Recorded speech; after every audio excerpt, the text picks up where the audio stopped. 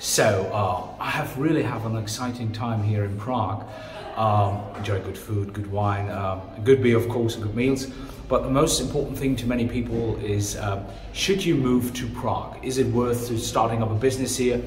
Yeah, and this is why I would like to ask you, should you open a business in Prague? What is your suggestion about opening a business in Prague? Right, so the thing about moving to Prague generally, first of all, you need to figure out what kind of business you want. And I don't mean like retail or HR or any of that.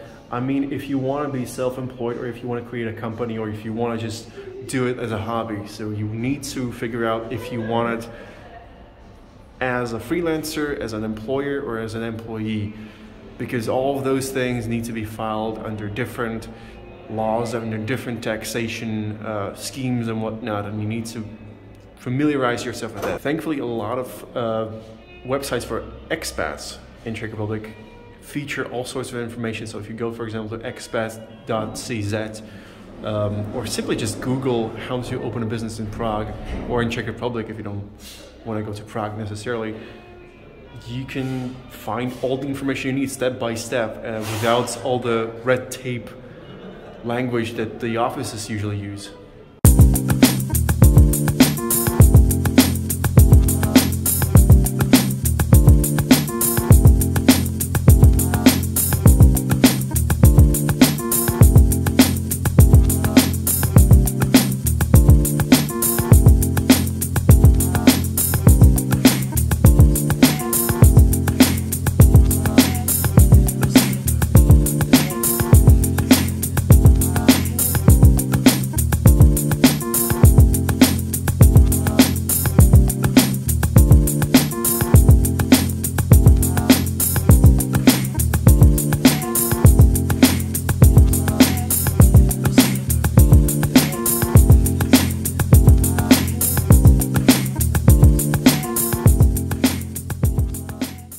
So yeah, this is quite interesting about people, you know, they want to start a business. And what can you tell us about energy prices? Because, you know, we're all facing inflation, but what's about the energy prices in the Czech Republic? Are they still, from your perspective, very high? Or for business, you know, how much do you pay? Or what's your suggestion about all these things? Well, much like most countries in the EU, Czech Republic was also affected by the energy prices spike thanks to the green tax, and also thanks to the inflation and the war in Russia. It was, of course, affected, and a lot of businesses are struggling nowadays. However, a good thing to remember is that this is, for now, quite temporary, and already we see like a uprise of some kind of a betterment, basically. So businesses are making their money back. The government is trying to subsidize what the businesses have lost. The green tax ultimately is for good, and it's going to be better for everybody in the long run. We are still in a country that has one of the highest per capita percentages of like solar panels, and are trying to expand that even more. We still have our own nuclear energy that we even sell to other countries nowadays. So we are maybe better equipped for dealing with this situation than even Germany, that are like discontinuing their nuclear powers. So yeah, times are not the easiest. Nevertheless, you can also basically count on the fact that you are still in the better situation here. You're still in a time where you can make all that money you spend on energy back. You will have to be smart about it.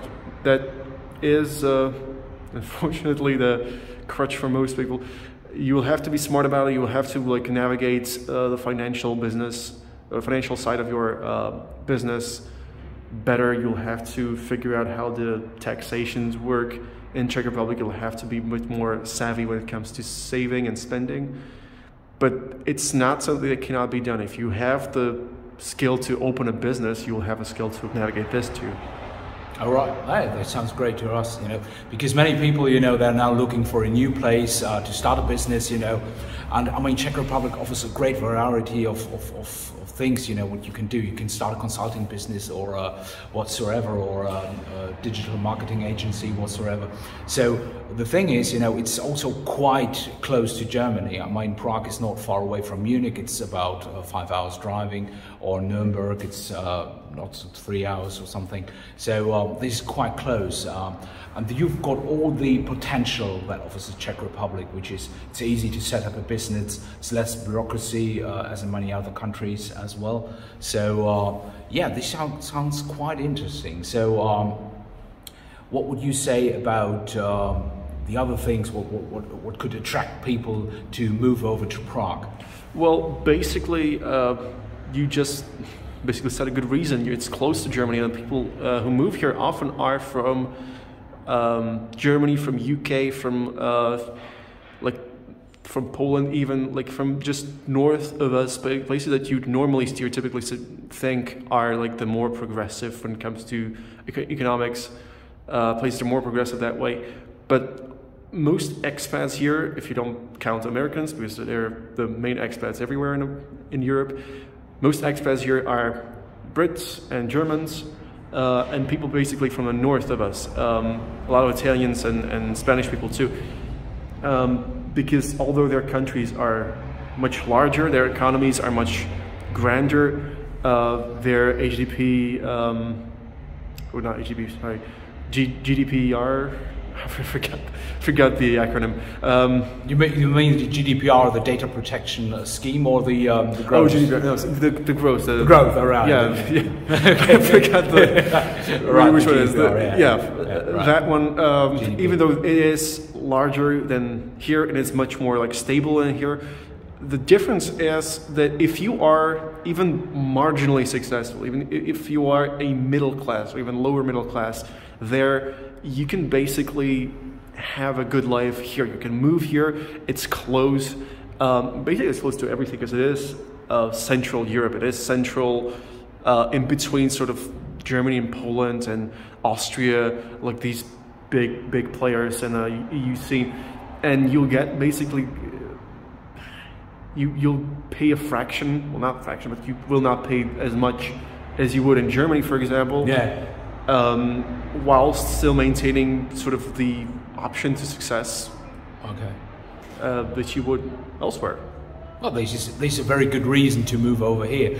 I mean, you mentioned the GDPR thing, which was a pain in the ass a couple of years ago, despite of GDP. So, what do you think about? I was checking out lots of Czech websites, and I was really surprised that you don't see much about the GDPR thing is going on here. You know, they're not so strict. Can you get fined if you're neglecting the GDPR thing in Czech Republic, or because this is quite an interesting point for businesses. Because in other countries, if you don't follow the GDPR rules, you will get a high fine. Yeah. Well, the thing about GDPR is that it is a law that is still up for interpretation country to country and even sometimes business to business. So in Germany, you'll get fined if you don't follow it zealously, sure. In Czech Republic, they look at it in a very dry, legal way. So what can it actually do? What can I not actually do? The things it does affect is basically if you work with children, every document about the children you work with, you have to destroy. That makes sense. You don't want any information about them getting out to the public, right? But basically, if you go on a website and you don't want them to collect your information, information, what you do is you just don't agree to the cookies, because that's basically the whole thing. In here, it really, the laws are the same here as in Germany, but in but you'll be still. Czech Republic here is much more lax when it comes to enforcing those laws. Okay.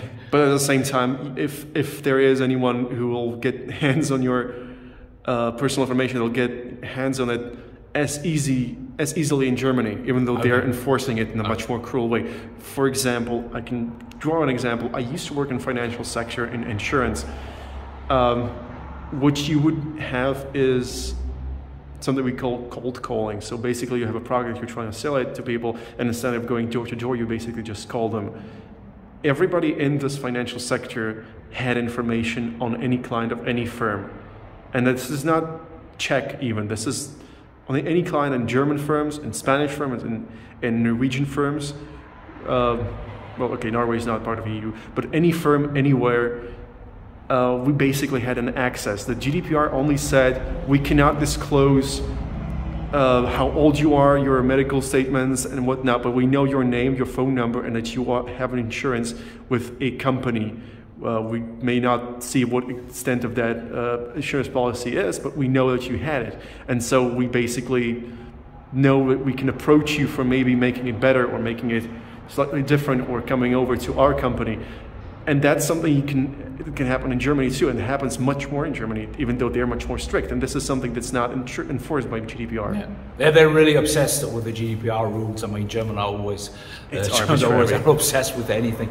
It's very arbitrary, and it's kind of for show more than anything else. Right. Yeah, this is really good. I mean, thank you for letting us know, because this is very important for many people, because they don't want to get focused on their business. They want to be focused on their business and not, looking on this side or that point, following rules and stuff like that. So this is quite interesting point for another good point for starting a business in Czech Republic. Well, I think we have got lots of points. So this will be part 1. And we will soon be releasing part 2 of our interview, starting a business in Czech Republic. So please subscribe to our channel. Please like and share the video. Thank you very much for your attention, and we see you soon next time. Thank you very much.